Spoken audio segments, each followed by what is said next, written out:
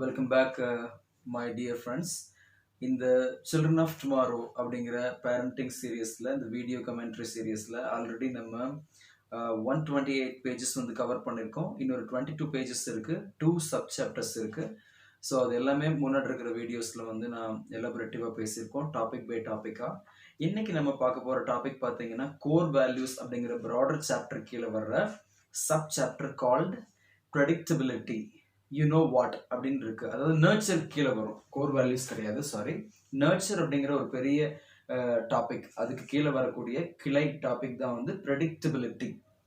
அதாவது முன்னறியும் தன்மை அப்படி சொல்லிக்கலாம். இல்லை எந்த அளவுக்கு நம்மளால பின்னாடி வர்றதை முன்னாடி அறிந்து கொள்ள முடியும் அப்படிங்கிறத கணிக்கிற முறை தான் ப்ரெடிக்டபிலிட்டி.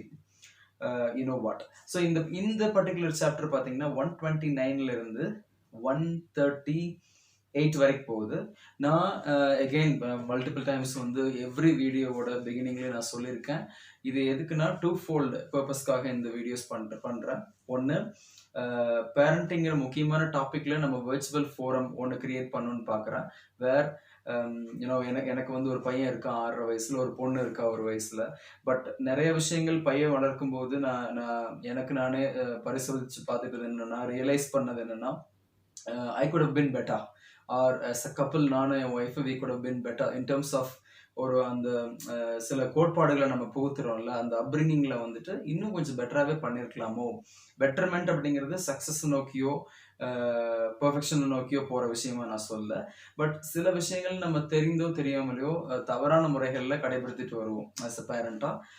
அதை திருத்திக்கிறதுக்காக தான் இந்த விஷயம். ஸோ லிட்ரலி இப்போ எல்லா பேரண்ட்ஸும் சேர்ந்து ஒரு ஹால்க்கோ ஒரு கான்ஃபரன்ஸ்க்கோ அடிக்கொருக்கா வந்து பார்த்துக்க முடியாது நம்ம. அதனால ஒரு virtual forum. So we are all connected via channel like YouTube. அந்த விஷயம் அதுதான் first reason why I am doing this continuously. And second reason why I do this sentence by sentence, word by வேர்ட்னு பார்த்தீங்கன்னா, இப்போ நிறைய Tamil parents இருப்பாங்க, எனக்கு நிறைய பேர் இருக்காங்க, both in urban and also rural places. அவங்க பார்த்தீங்கன்னா நிறைய இங்கிலீஷ் புக்ஸ் படிக்கிறது இல்லை. அண்ட் ஈவன் இங்கிலீஷ் நல்லா பேசுகிறவங்களே கூட இங்கிலீஷ் புக்ஸ் படிக்கிறது இல்லை ஃபார் தட் மேட்டர். பட் இதில் இருக்கிற எசன்ஸ் அவங்களுக்கு போகணும்னு நான் பார்க்குறேன். While they can also learn English, like because I read them in English first and then translate them into Tamil. அப்போது இந்த கண்டென்ட்டை நீங்கள் ரிசீவ் செய்கிற அதே டைமில் சில ஆங்கில வார்த்தைகளையும் ஆங்கில சென்டென்ஸையும் எப்படி வந்து உபயோகிக்கிறதுங்கிறத நம்ம பார்க்கலாம். ஸோ இதை நம்ம ரொம்ப லாங் கமெண்ட்ரியாக தான் இது வரைக்கும் எல்லா வீடியோஸும் போட்டிருக்கேன், without having to worry about the views etcetera. ஏன்னா இந்த டாபிக் வந்து அவ்வளோ sensitive and we need to spend time. நம்மளால ஒரு 20 மணி நேரம் கொடுக்க முடியும் இந்த ஹோல் டாப்பிக்கையும் உள்ள கிரகிக்கிறதுக்கு. இந்த புக் படிச்சிங்கன்னா ஒரு ப்ராபப்ளி நல்ல வேகமாக படிக்கிறவங்களா இருந்தீங்கன்னா 15 ஹவர்ஸில் படிச்சிடலாம். மேபி மெதுவாக படிக்கிறவங்களா இருந்தால் ப்ராபப்ளி 4 நாள் 5 நாள் எடுத்துக்கலாம். பட் நான் வந்து என்ன ரேட் பண்ணுறது அப்படின்னா ரொம்ப ஸ்லோவஸ்ட் ரீடர். ஸோ எனக்கு இன்னுமே டைம் அதிகமாக எடுக்கும். இன்னைக்கு இருக்கிற ஹரிபரி ஸ்கெட்யூலில் நீங்கள் உட்காந்து புக் படிக்கிறதுக்கு டைம் இருக்குமான்னு தெரியாது, இங்கிலீஷ் டெவலப் பண்ணுறதுக்கு டைம் இருக்குமான்னு தெரியாது, இந்த மாதிரி ஒரு வர்ச்சுவல் ஃபோரம்க்கு நம்ம கிரியேட் பண்ணுற முடியுமான்னு தெரியாது. அது எல்லாத்தையும் ஃபுல்ஃபில் பண்ணுறதுக்காகத்தான் இந்த ஒரு journey. So without spending much time on the precursor and the purpose of all this, I'll jump into this topic for today. Predictability in bracketல வந்து you know what அப்படின்னு கொடுத்துருக்காரு. ஸோ கணிக்கும் தன்மை தான் ப்ரெடிக்டபிலிட்டி இல்லையா? ஸோ நம்ம படிக்கலாம். How many times have you felt that motivating a child with a certain reward, bracketல their favorite video game, toy, gadget அந்த மாதிரிலாம் சொல்லியிருக்கிற example, or threatening them with punishment fails to evoke the right sentiment in them or triggers the expected behavior? எத்தனை time நீங்கள் notice பண்ணியிருக்கீங்க, குழந்தைக்கு தேவையான ஒன்றை வாங்கி கொடுக்கறது மூலமாகவோ இல்லை தண்டனை மூலமாகவோ அவங்க நம்ம சொல்கிறதெல்லாம் கேட்டு நடந்துக்குவாங்க அப்படிங்கிறத வந்து நீங்கள் அது வந்து அவங்களுக்குள்ள சரியான சென்டிமெண்ட்டை தான் வந்து தூண்டுதா, சரியான நல்லா நடந்துக்கிறங்கிற பழக்க வழக்கங்களை தூண்டுதா, இல்லை நம்ம நினச்ச பழக்க வழக்கங்கள் அவங்ககிட்ட வர்றதுக்கு அது ஹெல்ப்ஃபுல்லாக இருக்குன்னா நீங்கள் எத்தனை தடவை அப்படி பார்த்துருக்கீங்க? அது திரும்ப நான் அதை படிக்கிறேன். How many times have you felt, எத்தனை தடவை நீங்கள் ஃபீல் பண்ணிருக்கீங்க that எதனா motivating a child with a certain award or threatening them with punishment fails to evoke the right sentiment in them or triggers the expected behavior. அதாவது எத்தனை தடவை நீங்க கவனிச்சிருக்கீங்க, அவங்களுக்கு வேணுங்கிறத வாங்கி கொடுக்கறதோ இல்ல அவங்க சரியா ஒரு விஷயத்த செய்யாத போது தண்டனை கொடுக்கறது மூலமாவோ அவங்க நம்ம நினைச்சதை வந்து சரியான முகையில கடைபிடிச்சிருவாங்க அப்படிங்கிறது நடக்காம போயிருக்குல்ல. அப்படிங்கறது நீங்க எத்தனை தடவை நீங்களே பார்த்திருப்பீங்கல்ல. நம்ம perhaps all the time, right? கண்டிப்பா எல்லா டைமுமே பார்த்திருப்பீங்க. ஒரு gift வாங்கி கொடுக்கறது, இதுக்கப்புறம் நம்ம நினைச்ச மாதிரி நடந்துக்குவான். அதே மாதிரி ஒரு விஷயம் சரியா பண்ணல, உடனே கூப்பிட்டு தண்டனை கொடுத்துட்றோம், பனிஷ்மெண்ட் தந்துடுறோம். பனிஷ்மெண்ட் தந்ததுக்கு அப்புறம் இனிமே அவன் மாறிடுவான். அப்படிங்கிறதெல்லாம் கண்டிப்பா நடந்தது இல்ல. இப்படி நிறைய டைம் நம்மளே பார்த்திருக்கோம்ல இந்த மாதிரி நடந்தது இல்லன்ட்டு. It nearly never works to entice a child to do a certain thing by offering them a financial or a material reward. அவர் சொல்றாரு நம்ம ஆத்தர் ஓம் சுவாமி. அதாவது எப்பயுமே it never works to entice a child to do a certain thing by offering them a financial or material reward. அவங்களுக்கு பணமாவோ பொருளாவோ ஒன்று தர்றது மூலமா அவங்க நம்ம நினைச்சதை செஞ்சிருவாங்க அப்படிங்கிறது எப்பயும் நடக்கிறது இல்லை. If it did, அப்படி ஒரு வேலை நடந்திருந்ததுன்னா all sales people in every company would be ogling over the incentives that come with higher sales. அப்படி இருந்துச்சுன்னா எல்லா கம்பெனிலையும் இந்த சேல்ஸ் பீப்புள்னு சொல்லிட்டு விற்பனையாளர்கள் அந்த இருப்பாங்க பாருங்க, அவங்களுக்கு வந்துட்டு would be ogling over the incentives that come with the higher sales. அப்படி இருந்துச்சுன்னா அதிகமான சேல்ஸ் எங்க நடந்துகிட்டே இருக்கோ அந்த அதிகமான விற்பனை நடக்க அந்த விற்பனையாளர்களுக்கு வந்துட்டு மேலும் நன்மை நடந்துட்டே தான் இருக்கணும். அவங்க தான் அதிகமான தேவைப்பாடுல இருப்பாங்க. டோன்ட் கெட் மீ ராங், என்ன தப்பா எடுத்துக்காதீங்க. It's possible to offer a child $10 and get him or her to do the dishes or mow the lawn. அதாவது ஒரு குழந்தைக்கு $10 கொடுத்துட்டு அந்த குழந்தைய பாத்திரங்கள் கழுவ வைக்கிறதோ இல்ல வந்து புல்வெளியை வந்து சீர்படுத்துறதோ செஞ்சிட முடியும். அது கண்டிப்பா நடைமுறைப்படுத்தக்கூடிய விஷயம் தான். What is a bit more far-fetched is to offer them a reward of $500 and ask them to do the job for 50 weeks in a row and then expect them to do it. ஒரு தடவை வந்து $10 கொடுத்து அவங்கள பாத்திரம் துலக்கிறதோ இல்ல வந்து புல்வெளியை சீர்படுத்துறதோ செஞ்சிட முடியும். எது உண்மையாலுமே கஷ்டம்னா அவங்க கிட்ட $500 அமௌண்ட் கொடுத்து 50 டைம் அதை செய்ய வைக்கிறதுக்கு. அதாவது கண்டினியூஸ்லி 50 வீக்ஸ், ஒரு வாரத்துக்கு $10 சொன்னா 50 வாரத்துக்கு $500 இல்ல. So 50 weeks in row continuously அவங்க செய்ய வைக்கிறதுங்கிறது ரொம்ப கஷ்டமான விஷயமா. அதுக்கப்புறமா அவங்கள செய்ய வைக்கிறது.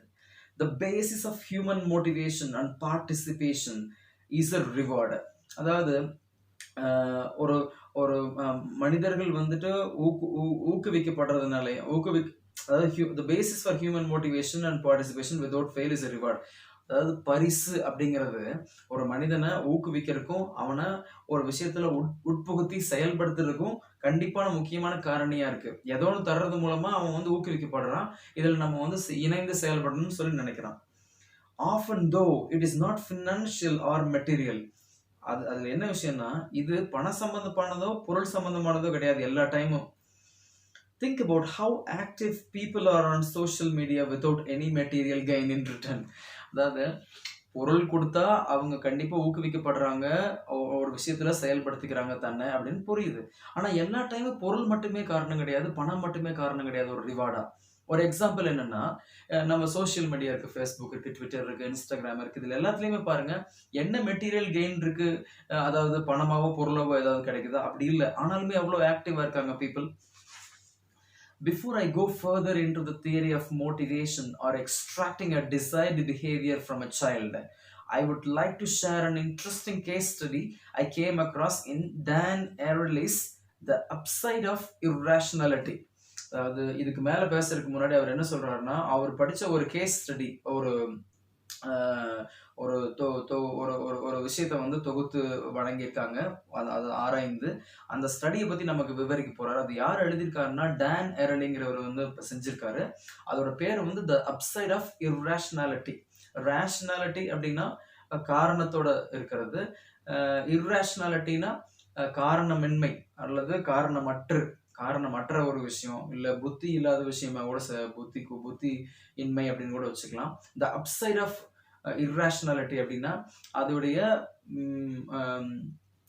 அது பின்னாடி படிப்போம் அதில் என்ன நிஜமான மீனிங் அப்படின்னு சொல்லிட்டு. அதோட அட்வான்டேஜஸ் மாதிரி சொல்ல வராரு. Dan's own story of grit and survival following a freak accident is quite inspirational too, offering great insight into human resilience and adaptability. அதாவது டேன்கிறவரோட சொந்த கதை இருக்கு பார்த்தீங்களா, அந்த கதை எதை பற்றினா கிரிட் அண்ட் சர்வைவல். அதாவது ரொம்ப என்ன சொல்றது, ஒரு உறுதியும் சர்வைவல், அந்த நம்ம பிழைப்புக்கு தேவையான காரணிகளை நமக்குள்ள வச்சிருக்கிறதும். அதாவது அந்த அந்த அந்த ஆக்சிடென்ட்டுக்கு அப்புறமா freak accident is quite inspirational to, அந்த ஒரு ஆக்சிடென்ட்டுக்கு அப்புறமா டேனுக்கு நடந்த அந்த சொந்த கதையில வர்ற அவருடைய உறுதியும் பிழைப்பு தன்மைக்கான அந்த ஒரு மேன்மைத்தனம்னு சொல்லலாம் ஆக்சுவலா. அதுவும் offering a great insight into human resilience and adaptability. அதாவது மனிதர்கள் விடாமுயற்சியோடு இருக்கிறதுக்கும் ஒன்றிணைந்து அந்த இடத்துக்கு தகுந்த மாதிரி மாறி போறதுக்கும், அதை இணைந்து கரெக்டா அதுக்கு தகுந்த மாதிரி உருமாறி வர்றதுக்கும் இது வந்து நமக்கு நல்ல ஒரு இன்சைட்டை கொடுக்குது, நம்ம ஒரு புரிதலை கொடுக்குதுன்னு சொல்றாரு. என்னன்னு படிப்போம். ஏன்னா இவர் டேன் பத்தி சொல்ல வராரு. அங்க ஏதோ ஒரு ஆக்சிடென்ட் நடந்திருக்கு, அந்த ஆக்சிடென்ட்டுக்கு அப்புறமா எந்த அளவுக்கு உறுதியோட பிழைச்சு காட்டணும்னு இருந்தாரு அப்படிங்கறத பத்தி நம்ம படிச்சோம்னா நமக்கு தெரியும் எப்படி வந்து மனிதர்கள் விடாமுயற்சியோடையும் ஒரு இடத்துக்கும் அந்த ஒரு காலத்துக்கும் பொருந்தி போறதுக்கு இருக்கிறாங்க அப்படின்னு சொல்லி அதை சொல்ல வராரு. அதை ஒரு பேசேஜ்ல வந்து எக்ஸ்பிளைன் பண்ணியிருக்காரு. இட்டாலிக்ல இருக்கு, லெஃப்ட் சைடு பாத்தீங்கன்னா தெரியும், இட்டாலிக்ல இருக்கு. அதை நம்ம படிக்க போறோம். த்ரூ அவுட் த புக் இவருக்கு வந்து இந்த மாதிரி விஷயங்கள் செஞ்சுட்டே வந்திருக்காரு. ஒரு ப்ராப்பரான ஒரு பேசேஜ் எடுத்து அது மூலமா நமக்கு ஒரு விஷயத்த சொல்லி கொடுத்திருக்காரு. இப்ப நம்ம வந்து அது படிக்க போறோம். இப்போ more than a century ago, psychologist Robert Yerkes and John Dodson performed different versions of this basic experiment in an effort to find out two things about rats. ரெண்டு எலிகளை பத்திய ரெண்டு விஷயங்களை கண்டுபிடிக்கிறதுக்காக ஒரு ஆராய்ச்சியை இரண்டு சைக்காலஜிஸ்ட், உளவியல் வல்லுநர்கள் வந்துட்டு ஒரு 100 வருடங்களுக்கு முன்னாடியே பண்ணியிருக்காங்க. அது என்னன்னா, how fast they could learn and more important, what intensity of electric shocks would motivate them to learn fastest. அதாவது அவங்க எவ்வளவு வேகமா அந்த எலிகள் கத்துக்கும், அதே நேரத்துல எந்த அளவுக்கு எலக்ட்ரிக் ஷாக் வந்து கொடுத்தா, எந்த அளவு அந்த இன்டென்சிட்டி இருக்கு பாத்தீங்களா, செறிவுன்னு சொல்லலாம், எந்த அளவுக்கு நீங்க எலக்ட்ரிக் ஷாக் கொடுத்தா அது அவங்கள வந்து ஊக்குவிக்கும் வேகமா கத்துக்கிறதுக்கு, அந்த அளவு என்ன, எந்த அளவு அப்படிங்கிறத பத்தி இப்போ ஒரு எக்ஸ்பெரிமெண்ட். இந்த ரெண்டு விஷயங்கள் தான். ஒன்று வந்துட்டு என்னன்னா, எந்த அளவுக்கு, அதாவது ஃபர்ஸ்ட் வந்து என்னன்னா எவ்வளவு வேகமா அவங்க வந்து கத்துக்குவாங்க. ரெண்டாவது முக்கியமா எந்த அளவுக்கு எலக்ட்ரிக் ஷாக்ஸ் கொடுத்தா அவங்க வந்து வேகமா கத்துக்கிறதுக்கான ஊக்கம் அவங்களுக்கு கிடைக்கும். We could easily assume that as the intensity of the shocks increased, so would the rats motivation to learn. நம்ம ஈஸியா என்ன கத்துக்க முடிஞ்சது அப்படின்னா, அதாவது எலக்ட்ரிக் ஷாக் அதிகமா கொடுக்க அவங்களுக்கு வந்து ஊக்கம் அதிகமா கிடைக்குதான், இன்னும் சீக்கிரமா கத்துக்கலாம்னு சொல்லி அதிகமா கிடைக்குதான் அந்த எலிகளுக்கு. when the shocks were very mild, குறைவான அளவுக்கு ஷாக் கொடுக்கும்போது the rats would simply mosey along unmotivated by the occasional painless jolt. அதாவது கொஞ்சமா நீங்க எலக்ட்ரிக் ஷாக் கொடுக்குறீங்கன்னா அந்த ரேட்ஸ் பார்த்தீங்கன்னா லைட்டா ஜெர்க் தான் ஆகும், பெருசா பெயின் இருக்காதுல்ல, எப்பயாவது வர்ற பெயின் தானே லைட் எலக்ட்ரிக் ஷாக் தரும்போது. அந்த பெயினை வச்சுட்டு பெருசா நம்ம கத்துக்கணும், வேகமா ஒன்றை கத்துக்கணும் சொல்லி கொடுக்குறதுங்கிற மோட்டிவேஷன், அந்த ஊக்கம் வந்து அந்த எலிகளுக்கு வராதான். But as the intensity of the shocks and discomfort increased, அதாவது அந்த எலக்ட்ரிசிட்டியோட அந்த செறிவும் ஒரு கஷ்டமான ஒரு நிலையம் அதிகமாக அது ஒரு மாதிரி இறுக்கமான ஒரு நிலை, ஒரு கன்ஜஸ்டடான ஒரு நிலை இருக்கும் பார்த்தீங்களா, அந்த நிலை அதிகமாக the scientists thought the rats would feel as though they were under enemy fire and would therefore be more motivated to learn more quickly. Electric shock அதிகமாக எதிரியோட அந்த ஒரு தாக்கத்துக்குள்ள நம்ம இருக்கிறோம் அப்படிங்கிற அளவுக்கு அது மைண்டை வந்து ப்ரிப்பேர் பண்ணிக்கிட்டு, அந்த மோட்டிவேஷன் இருக்கு பாருங்க உள்ள வந்து அதோட ஊக்கம் வந்து அது அதுவா கொடுத்துக்கிட்டு சீக்கிரமா எதையா இருந்தாலும் கத்துக்கணும் அப்படிங்கிற ஒரு மைண்டுக்கு மாறிக்குமா எலிக்கு, அந்த பயம், அந்த விஷயம். Following this logic, we would assume that when the rats really wanted to avoid the most intense shocks, they would learn the fastest. அதாவது following this logic, we would assume that when the rats really wanted to avoid the most intense shocks, they would learn the fastest. அதாவது இது மூலமா நம்ம என்ன தெரிஞ்சுக்கிறோம்னா, இதுல இருந்து என்ன நடந்துச்சுன்னா, எப்பெல்லாம் வந்து இந்த எலிகள் வந்து அதிகமான எலக்ட்ரிக் ஷாக்கை அவாய்ட் பண்ண ட்ரை பண்ணுச்சோ அப்பெல்லாம் அதிகமா கத்துக்குச்சான். த ஃபாஸ்டஸ்ட்னு சொல்றாங்க. We are usually quick to assume that there is a link between the magnitude of the incentive and the ability to perform better. நம்ம எப்பவுமே வந்து ஒரு விஷயத்தை அனுமானம் பண்ணிக்கிறோம். எப்படின்னா, எந்த அளவுக்கு அதிகப்படியான ஊக்கத்தொகையோ, அந்த இன்சென்டிவ் ஊக்கத்தொகைன்னு சொல்ல வேண்டியதில்லை, ஊக்கத்துக்கான காரணி எந்த அளவுக்கு நீங்க அதிகமாக ஊக்குவிக்க ட்ரை பண்றீங்களோ, அதுல அமௌண்டா இருக்கட்டும், பினான்சியலா இருக்கட்டும், அந்த அளவுக்கு அதிகமா பெர்ஃபார்ம் பண்ண ட்ரை பண்றாங்க அப்படின்னு நம்ம திங்க் பண்ணுவோம். அப்படிதான் இருக்குன்ட்டு. It seems reasonable that the more motivated we are to achieve something, the harder we will work to reach our goal, and that this increased effort will ultimately move us closer to our objective. அதாவது எந்த அளவுக்கு அதிகமா மோட்டிவேட்டடா இருக்குமோ ஒரு விஷயத்தை சாதிக்கிறதுக்கு, the harder we will work to reach our goal. எந்த அளவுக்கு அதிகமான மோட்டிவேட்டடா ஏற்கனவே இருக்குமோ அப்போ அதிகமான கஷ்டப்படாம நம்ம வந்து கோலை ரீச் பண்றதுக்கு ரெடியா இருப்போமா. And that this increased effort will ultimately அதிகமான எஃபர்ட் போட்டு கோலை ரைஸ் பண்றதுக்கு ரெடியா இருப்போமா. எந்த அளவுக்குலாம் அதிகமா மோட்டிவேட்டடா இருக்குமோ ஒரு விஷயத்தை சாதிக்கலாம், இந்த விஷயம் இருக்கு, இதை நான் சாதிக்கணும்னு சொல்லிட்டு எந்த அளவுக்கு ஊக்கத்தோட அதிகமா இருக்குமோ அது அதிகமாக அந்த ஊக்கம் அதிகமாக அந்த அந்த விஷயத்தை அடையறதுக்கு நம்ம போடுற வேலையும் கடின உழைப்பும் அதிகமாகும். அப்போ this increased effort will ultimately move us closer to the objective. இந்த அதிகமா போடுற உழைப்பை நம்ம என்ன இலக்கை நோக்கி அடையணுமோ அது கொண்டு போய் சேர்த்துருமா. அப்போ முதல் விஷயம் என்னன்னா மோட்டிவேஷன், அடுத்தது போடுற எஃபர்ட், அதுக்கப்புறம் வந்து அடையிற கோல். இந்த மூணு எப்படி நடக்குதுன்னா, அதிகமான மோட்டிவேஷன் எப்படி ஜென்ரேட் ஆச்சு இந்த ரேட்ஸுக்கு, எந்த அளவுக்கு வந்து இந்த எலக்ட்ரிக் ஷாக் இன்டென்சிட்டி அதிகமாக கொடுத்தாங்களோ அந்த அளவுக்கு அதிகமான மோட்டிவேஷன் வந்துச்சு. இனிமே இன்டென்ஸாக வரப்போகுது ஷாக்குன்னு தெரியும் போதே அதை அவாய்ட் பண்ண ட்ரை பண்ணி ரேட்ஸ் பின்னாடி பழகிக்குச்சு. பாயிண்ட் என்னன்னா, இப்போ இவர் சொல்ல வர்றது அதுக்கு அடுத்தது, this after all is part of the rationale behind paying stock brokers and CEOs the sky high bonuses. ஏன் வந்துட்டு ஒரு பெரிய கம்பெனிஸ்ல இருக்கிற புரோக்கர்ஸுக்கும் கம்பெனி ரன் பண்றவங்களுக்கு அதிகமான போனஸ் எல்லாம் கொடுக்குறாங்களோ அந்த போனஸ் வந்து ஒரு மோட்டிவேஷனா செயல்படும். Offer people a very large bonus and they will be motivated to work and perform at very higher levels. அதிகமான போனஸ் கொடுத்துட்டா அதிகமான நிலைகள்ல அவங்க வேலை செஞ்சு முன்னேற்றி காமிக்கலாம்னு ட்ரை பண்ணுவாங்க. ஏன்னா இது ஒரு மோட்டிவேஷன் கொடுக்குது. மோட்டிவேஷன் தரும்போது அது எஃபர்ட் போடுறாங்க, எஃபர்ட் மூலமா இலக்கு அடைய முடியுது. இங்க போனஸ்ங்கிறது ஒரு மோட்டிவேஷனா இருக்கு. Sometimes our intuitions about the links between motivation and performance are accurate. சில டைம் நம்ம வந்து ஊக்கத்துக்கும் அந்த நம்மளுடைய பெர்ஃபார்மன்ஸ் இருக்கு பாருங்க, எப்படி வந்து வேலை செய்யறோம், வேலை வாய்ப்பு செய்யும் அந்த திறன், அந்த ரெண்டுக்கும் வந்து கண்டிப்பா லிங்க் இருக்கிற மாதிரி தான் நம்ம எப்பயுமே நினைக்கிறோம். அப்படி நினைக்கிறதும் வந்து அக்யூரேட்டா தான் இருக்குது.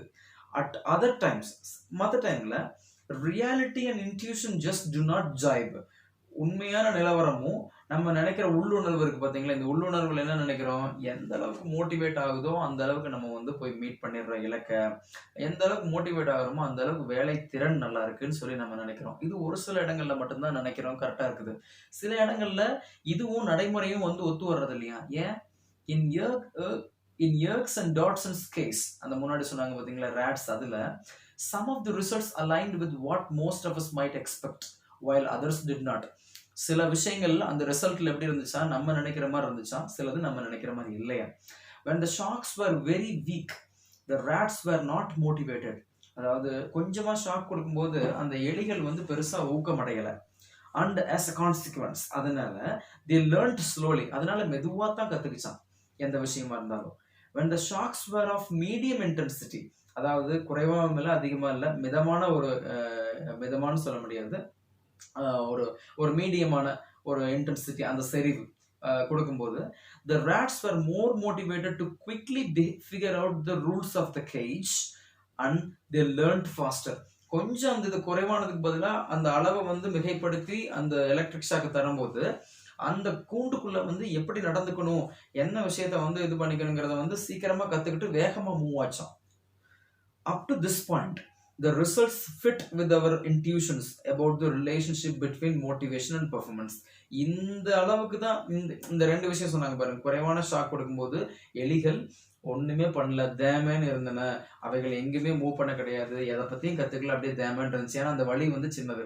கொஞ்சம் எலக்ட்ரிசிட்டி, அந்த ஷாக், எலக்ட்ரிக் ஷாக் அதிகப்படுத்தணும்னு என்னாச்சு, அந்த கூண்டோட விஷயங்களை வந்து நல்லா தெரிஞ்சுக்கிட்டு வேகமா மூவ் பண்ண ஆரம்பிச்சது. இது வந்து இந்த ரெண்டு இந்த குறைவான அளவு ஒரு ஆவரேஜான அளவு ஷாக்கு, இது ரெண்டு வரைக்கும் தான் நம்ம பார்த்துட்டு இருந்தோம் பாருங்க. அந்த மோட்டிவேஷன் அண்ட் பெர்ஃபார்மன்ஸ், அதாவது ஊக்கமும் வேலை திறனும், அது அது அது வந்து எந்த அளவுக்கு ஊக்கம் பெறுகிறோமோ அந்த அளவுக்கு வேலை திறன் இருக்கும் நம்ம நினைச்சோம் பாத்தீங்களா. அது இந்த ரெண்டு அளவுக்கு மட்டும்தான் செட் ஆகுமா. But here was the catch. இங்க இன்னொரு விஷயம் இருக்கு. when the shock intensity was very high, அதாவது ரொம்பவே அதீத அளவுல வந்து ஷாக் கொடுத்தோம்னா என்ன ஆகும், the rats performed worse. இதுதான் முக்கியமான விஷயம் அவர் சொல்ல வர்றது. இங்க நம்ம சொல்லிட்டு இருந்தோம், வேலையில குறைவான அளவுக்கு ஊக்கம் கிடைச்சா ஒன்றும் பெருசா வேலை செய்ய மாட்டாங்க, மிதமான அளவுக்கு ஊக்கம் கிடைச்சதுன்னா நல்லாவே வேலை செய்வாங்க. ஆனா ரொம்ப அதிகமான அளவுக்கு ஊக்கம் கிடைச்சதுன்னா, இங்கதான் அந்த ரேட்ஸ் எக்ஸ்பெரிமெண்ட்டை வந்து உள்ள கொண்டு வர்றாரு, அந்த எலிகள் சோதனையை. எலிகளுக்கு எப்பப்பெல்லாம் ரொம்ப அதிகமான எலக்ட்ரிக் ஷாக் கிடைச்சதோ அந்த இடத்துல எல்லாம் அவங்க ரொம்ப மோசமா தான் வந்து வேலையை வந்து செஞ்சாங்க. Admittedly it is difficult to get inside a rat's mind. கண்டிப்பா எலியோட மைண்டுக்குள்ள என்ன நடந்துச்சுன்னு யாருக்கும் தெரியாது. ஏன் வந்து அவங்களுக்கு அதிகமான எலக்ட்ரிக் ஷாக் தரும்போது அவங்க ஒழுங்கா பிஹேவ் பண்ணல, ஒழுங்கா ஃபாஸ்டா திங்க் பண்ணி ஒழுங்கா கத்துக்கல. But it seemed that when the intensity of the shocks was at its highest, the rats could not focus on anything other than their fear of shock. Wow. இந்த பேரண்டிங்ல வந்து இது நல்ல ஒரு விஷயமா இருக்கு.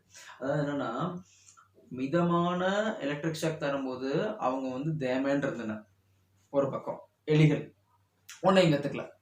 இந்த பக்கம் மக்கள் மிதமான மோட்டிவேஷன்ல மிதமா தான் பெர்ஃபார்ம் பண்ணாங்க, வேலை திறன் பெருசா இல்ல, அளவா நீங்க ஊக்குவிக்கிறீங்க, அளவா பண்றாங்க.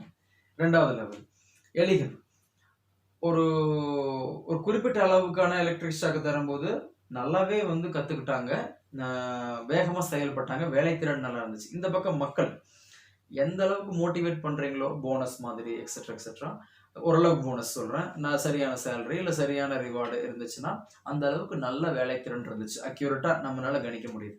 ஆனா மூன்றாவது நிலை இருக்கு பாருங்க, அங்கதான் டீச்சிங்கே வருது. எக்ஸ்கியூஸ், இந்த பேசேஜ் பத்திய டீச்சிங்கே வந்து அங்கதான் வருது. இந்த மூன்றாம் நிலையில என்ன நடக்குதுன்னா, எலிகள் பத்தி பார்ப்போம். லெஃப்ட் சைடு அதிகமான ஷாக்ஸ் தரும்போது அந்த எலிகள் வந்துட்டு அந்த ஷாக் மூலமா இன்னுமே அதிகமா வேகமா கத்துக்கிட்டு வேகமா இயங்குச்சுன்னு நம்ம நினைப்போம். அப்படி கிடையாது. ஏன்னா இந்த ஷாக்கோட வீரியம் இருக்கு பாத்தீங்களா, அந்த வீரியத்துல ஒட்டி வரக்கூடிய பயத்திலேயே தான் அந்த எலிகள் இருந்துச்சு, வேற எந்த விஷயம் அதுக்கு மைண்ட்ல ஓடல அப்படின்னு சொல்றாரு. பேரலைஸ்ட் பை டெரர், அந்த ஒரு கொடூரத்தை பத்தி நினைச்சே ஆடி போயிருக்கும் போது, they had trouble remembering which parts of the cage were safe and which were not, and so were unable to figure out how their environment was structured.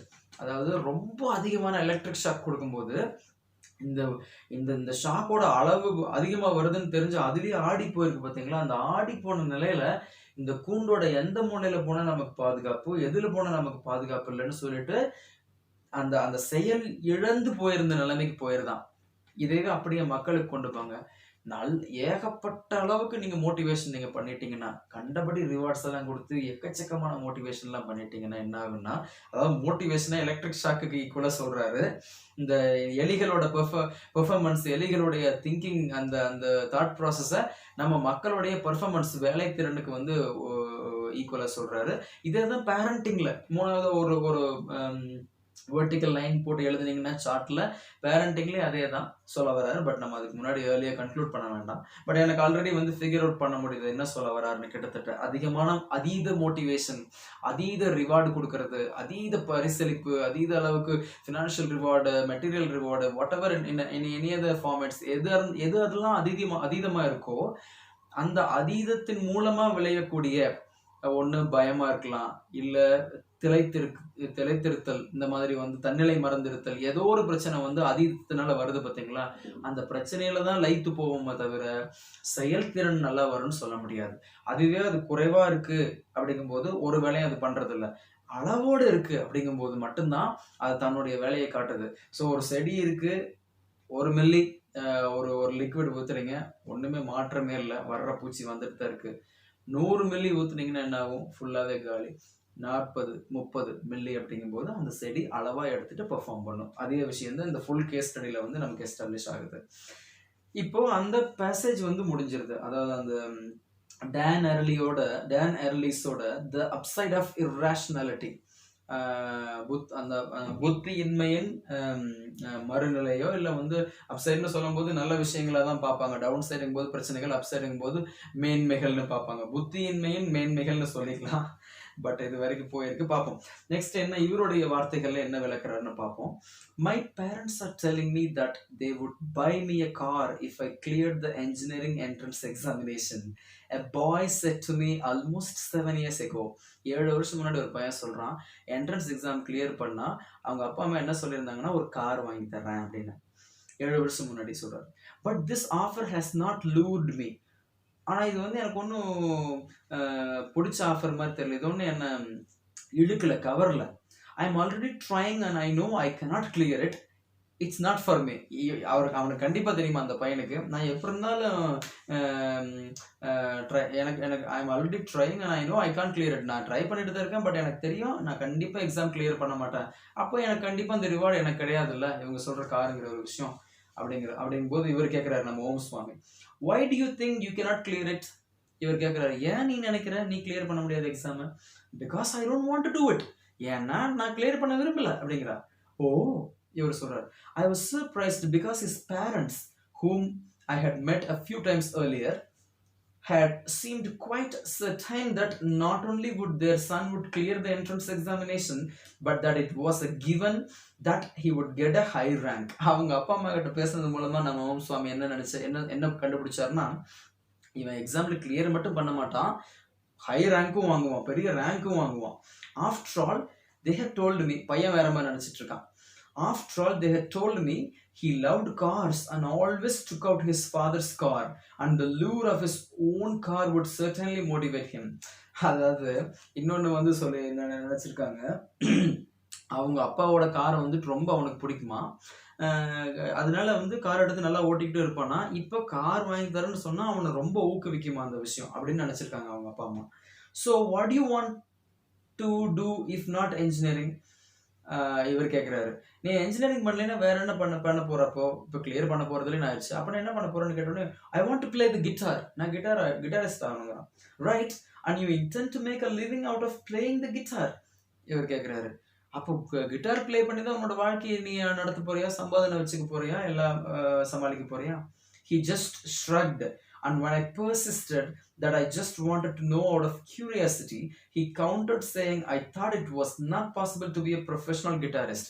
இவர் ஓம் சுவாமி வந்து ஒரு விஷயத்த வந்து தெரிஞ்சுக்கலாம், கிட்டாரிஸ்டா இவன் என்ன பண்ண போறான்னு தெரிஞ்சுக்கிறதுக்கு சாதாரணமாக கேட்குற கேள்விகள் அந்த பையனை பொறுத்த வரைக்கும் ரொம்ப இரிட்டேட்டிங்காக இருந்திருக்கு. இவர் வந்து இவர் வந்து ஒரு கிட்டாரிஸ்ட்னால வாழ்க்கையை வந்து அமைச்சிக்க முடியாது, அது ஒரு கரியர் கிடையாது, அது பெரிய ஒரு தொழில் முறை கிடையாதுன்னு நினைக்கிறாரு ஓம் சுவாமின்னு சொல்லிட்டு அவன் வந்து இக்னோர் பண்ண ஆரம்பிச்சிட்டான். அந்த கேள்விகளுக்கு ஒழுங்கா பதில் சொல்லாம. Of course it's possible. I'm not discouraging you from pursuing the guitar. இப்போ இவரு சொல்றாரு, கண்டிப்பா உன்னால முடியும், நான் வந்து உன்னோட கிட்டார்லாம் ப்ளே பண்ண வேணாம், கிட்டார் மூலமா ஒரு தொழில் அமைச்சுக்குவானெல்லாம் சொல்ல கிடையாது. I just want to know if that's what you want to do. நான் என்னன்னா அதுதான் உண்மையாலுமே நீ பண்ணணும்னு விருப்பப்படுறியான்னு தெரிஞ்சுக்க ஆசைப்படுறேன் அப்படிங்கிறார் ஓம் சுவாமி. எஸ், ஆமான் இருக்கான் பையன். How many hours do you practice in a week? எவ்வளோ மணி நேரம் வந்து ஒரு வாரத்தில் நீ ப்ராக்டிஸ் பண்ற? There is not set routine. I just play whenever I feel like. அப்படியெல்லாம் வந்து ஒழுங்கா எவ்வளோ மணி நேரம் தான் பண்ணணும்லாம் இல்லை, எப்பப்பெல்லாம் ப்ளே பண்ண நினைக்கிறது கிட்டாரோ அப்போ ப்ளே பண்ணுவேன். ரஃப்லி தி நம்பர் ஆஃப் ஹவர்ஸ், சரி தோராயமா எவ்வளோ மணி நேரம் சொல்லு? 2 to 3, 2-3 மணி நேரம். இன் அ டே ஆர் அ வீக், ஒரு நாள்லையா ஒரு வாரத்துலையா அப்படின்னு கேட்குறாரு. வீக், ஒரு வாரத்தை 2 to 3 மணி நேரமா. I told him that if he was this casual about his passion, perhaps it was not passion but fleeting infatuation. அவர் என்ன சொல்றாரு, நான் ஓம் சுவாமி சொல்லியிருக்காரு அந்த பையன்கிட்ட, நீ ரொம்ப உறுதியோட உன்னுடைய இலக்கு அப்படிங்கிற மாதிரி இதுதான் வந்து உன் மனசுக்கு பிடிச்ச விஷயம் நீ எடுத்துக்கிட்டீங்கன்னா, நீ வந்து இவ்வளோ தூரத்துக்கெல்லாம் வந்து என்ன சொல்றது, ஒரு சிரத்தை இல்லாம எளிதாக ஈஸியாக எடுத்துக்கிற மாதிரி இப்படி போயிட்டு இருக்கக்கூடாது. அப்படி ஒரு வேலை எடுத்துக்கிட்டீங்கன்னா இந்த அளவுக்கு தான் வந்து எஃபர்ட் போடுவேன், 2-3 மணி நேரம் தான் ஒரு வாரத்தில் கொடுப்பேன்னு சொல்லி எடுத்துக்கிட்டீங்கன்னா அது கண்டிப்பாக ஒரு ஒரு அது ஒரு பெரிய இலக்கோ ஒரு மனசுக்கு பிடிச்ச ஒரு விஷயமோ அப்படி கிடையாது. அது வெறுமனே இன்ஃபாக்சுவேஷன், ஜஸ்ட் ஒரு அறகுறை ஆசைன்னு வச்சுக்கலாம். அந்த மாதிரி விஷயங்கள், ஒரு பக்குவம் இல்லாத ஒரு ஆசை அப்படின்னு வச்சுக்கலாம். With just 2 to 3 hours a week, I said to him, won't make you a pro. 2-3 மணி நேரம் தான் ஒரு வார்த்தை கொடுப்பேன்னா கண்டிப்பா நீ அதுல சிறந்த தேர்ச்சி பெற்றவனா வர முடியாது அப்படின்னு சொல்லியிருக்காரு. He shrugged again and said, that's okay. அவன் திரும்பவும் வந்து அது பெருசா எடுத்துக்காம இவர் என்ன இதெல்லாம் சொல்லிட்டு இருக்காருன்னு சொல்லிட்டு that's okay, பரவாயில்ல அப்படின்ட்டு இருக்கான். And how do you plan to make a living then? அப்ப இவர் கேட்கிறாரு, அப்ப எப்படிதான் நீ வாழ்க்கை நடத்த போற? It won't be a problem. அதெல்லாம் ஒன்றும் பிரச்சனை இல்லை. He spoke with the usual conviction of a teenager. ஒரு டீனேஜர் வந்து எவ்வளோ ஒரு மெத்தனமாக எப்படி பேசுவாரோ அதே மாதிரி வந்து இந்த பையன் சொல்லியிருக்கான், அதெல்லாம் ஒன்றும் பிரச்சனையே கிடையாது, வாழ்றதுங்கிறது ஒரு ப்ராப்ளமே இல்லை. I just join my fathers business. நான் அப்படியே என்னோட அப்பாவோட பிஸ்னஸ் ஜாயின் பண்ணிக்குவேன் அப்படின்ட்டு இருக்கான். ஐ சக்கல்டு. இவர் சிரிக்கிறாரு, நம்ம ஓம் சுவாமி author. Then you and I both know that we are wasting our time here because deep inside you have already made up your mind to work in his business. நம்ம ரெண்டு பேருமே நம்ம டைம் வேஸ்ட் பண்றோம்னு நினைக்கிறேன். ஏன்னா உன் மைண்ட்ல நீ ஏற்கனவே முடிவு பண்ணிட்ட அவர் பிசினஸ் தான் ஜாயின் பண்ணணும். மேபி. And he loft. அவன் சொல்றான் ஒருவேளை இருக்கலாம். அப்ப சிரிக்கிறான். அதாவது என்ஜினியரிங் பாஸ் பண்ணா எக்ஸ் அண்ட் ஒய்னு கிடைக்கும், கார்லாம் கிடைக்கும்னு அப்பா அம்மா நினைச்சிட்டு இருக்காங்க, வாங்கி தரலான்ட்டு. இவன் கண்டிப்பா நான் கிளியர் பண்ண போறதுன்னு தெளிவா இருக்கான். அப்போ என்ஜினியரிங் போக போறதில்ல, என்ட்ரன்ஸ் எக்ஸாம் கிளியர் பண்ணி என்ஜினியரிங் போக போறதில்ல. அப்போ அட்லீஸ்ட் வந்து இப்போ ஓம் சுவாமி கேட்கிறாரு, நீ கிட்டாரிஸ்ட் ஆகணும்னு சொல்றேன், என்னென்ன பண்றதுன்னு அதெல்லாம் படிச்சுட்டே வந்தோம். அதுலயும் சீரியஸா இல்லை. அப்போ கேட்கும்போது அப்போ எப்படிதான் வாழ்க்கை நடத்துவேன் அப்படின்னா அப்பாவோட பிசினஸ் ஜாயின் பண்ணுவேன் அப்படிங்கும்போது இவர் சொல்லியிருக்காரு, நம்ம ரெண்டு பேருமே நம்ம டைம் வேஸ்ட் பண்ணிட்டு இருக்கோம், நீ ஒரு வேளை அவங்க அப்பா பிசினஸ் ஜாயின் பண்ணுவேன்னு நினைக்கிறேன் அப்படிங்காட்டி ஒரு வேளை இருக்கலாமே அப்படின்ட்டு இருக்கான் அந்த பையன். ஐ saw nothing wrong with this boy. இந்த பையன்கிட்ட எந்த தப்பும் இல்லை. Just that he was distant from reality. ஒரே ஒரு பிரச்சனை தான், நடைமுறையிலிருந்து ரொம்ப தூரத்தில் இருக்கான். என்ன நடைமுறை நடந்துட்டு இருக்கோ, இயல்பான வாழ்க்கையோ அதிலிருந்து தூரத்தில் இருக்கான். And when a child exhibits such ignorance about real life, எப்பப்பெல்லாம் ஒரு குழந்தை இந்த உலகத்தோட இயல்பான வாழ்க்கைன்னு ப்ராக்டிக்கல் வாழ்க்கைன்னு நம்ம சொல்றோம் பார்த்தீங்களா, எப்பப்பெல்லாம் அதை ஒதுக்கி வச்சுட்டு ஒன்று பண்ணுதோ பேசுதோ, I'm sorry to tell you, but it shows a clear lack of good parenting. Oh my God. அப்படின்னா கண்டிப்பா பெற்றோர் வளர்ப்பு சரியில்லைன்னு அர்த்தம் அப்படிங்கிறாரு அந்த இடத்துல. எப்பப்பெல்லாம் ஒரு குழந்தை, இது நல்லா இருக்கு இந்த வார்த்தை, எப்பப்பெல்லாம் ஒரு குழந்தை வந்துட்டு இயல்பான வாழ்க்கையிலிருந்து தள்ளி போய் பேசுதோ ஒரு விஷயத்த செய்யுதோ அப்பப்பெல்லாம் வந்துட்டு அதுக்கான முதல் காரணம் என்னன்னா சரியான பெற்றோர் வளர்ப்பு இல்லை. For good parenting doesn't mean that you provide utmost comforts to your child or you keep them insulated from the real world. நல்ல பெற்றோர் வளர்ப்புங்கிறது எல்லா வகையான வசதிகளையும் அவங்களுக்கு கொடுக்கறதோ, எந்த ஒரு காயம் உலகத்து மூலமா அவங்களுக்கு எந்த காயமும் ஏற்படாம வச்சிருக்கிறதெல்லாம் கிடையாது. இட் மீன்ஸ் உண்மையான பேரண்டிங்னா என்ன அர்த்தம்னா, exposing your child to the truth little by little. அதாவது உண்மைக்கு அவங்கள முன்னாடி கொண்டு செல்றது, அவங்கள வந்து எதெல்லாம் நடைமுறையில் உண்மையா இருக்கோ அதுக்கெல்லாம் அவங்கள ஆட்படுத்துறது, அது முன்னாடி அவங்களை கொண்டு போய் நிறுத்துறது, அந்த உண்மைகள் முன்னாடி அவங்க கொண்டு போய் நிறுத்துறது, அதுலெல்லாம் கோத்ரூ பண்ண விடணும் அது வழியா. அது இல்லாம எல்லா வசதியும் கொடுத்து எந்த காயமும் அவங்க படாம வச்சிருக்கிறது குட் பேரண்டிங் இல்லை. சில வெப்பங்களை அவங்க ஃபேஸ் பண்ணி தான் எதிர்நோக்கி தான் ஆகணும். சில கணைகளை அவங்க வந்து வாங்கி தான் ஆகணும். அவங்க நோக்கி வரும்போது அவங்க எடுத்து தான் ஆகணும். நீங்க எல்லா டைம் அந்த கணைகளை வந்துட்டு தடுக்க முடியாது. There are many ways in which you can make a child aware of what they need to know. பல வழிகளில் ஒரு குழந்தைக்கு அவங்க என்ன கற்றுக்கணும்னு நீங்கள் சொல்லித்தர முடியும். The more they are in touch with the truth, the more grounded they will be. உண்மை நடைமுறை இயல்பான வாழ்க்கை, அதில் என்ன உண்மைகள் அப்படிங்கிறத பற்றி அதிகமான அளவு அவங்க தொடர்பில் இருந்தாங்கன்னா அதிகமான அளவுக்கு அவங்க கிரவுண்டடா அதாவது தெளிவான மனநிலையில் இருப்பாங்க. எங்கேயோ பறந்துக்கிட்டு ஏதோ ஒரு கற்பனையில் இல்லாமல் இயல்பாகவே நடந்துக்குவாங்க. அதிகமான இயல்பு நிலையான வாழ்க்கையை அவங்க தெரிஞ்சுக்கும் போது எப்பயுமே அவங்களும் இயல்பாக தான் இருப்பாங்க. When a child is not motivated or is lazy, ஒரு குழந்தை ஊக்குவிக்கப்படாமல் இருக்கும்போதோ இல்லை அது சோம்பலாக இருக்கும்போதோ, any lure of rewards is not going to build motivation. அதாவது இந்த நீங்க ஊக்கம் கொடுக்குறீங்கன்னு நினைச்சிட்டு ஒரு குழந்தை வந்து அது உண்மையாலுமே இப்போ பெருசா வந்து இன்ட்ரெஸ்ட் இல்லாம இருக்கு, சோம்பேறித்தனமா இருக்கு அப்படின்னா நீங்க வந்து அந்த பரிசுங்கிற அந்த கவர்ச்சிகரமான ஒரு விஷயத்தை தர்றீங்க பாத்தீங்களா, அது கண்டிப்பா வந்து அவங்களுக்கு ஊக்கத்தை வந்து உண்டு பண்ணாதான்.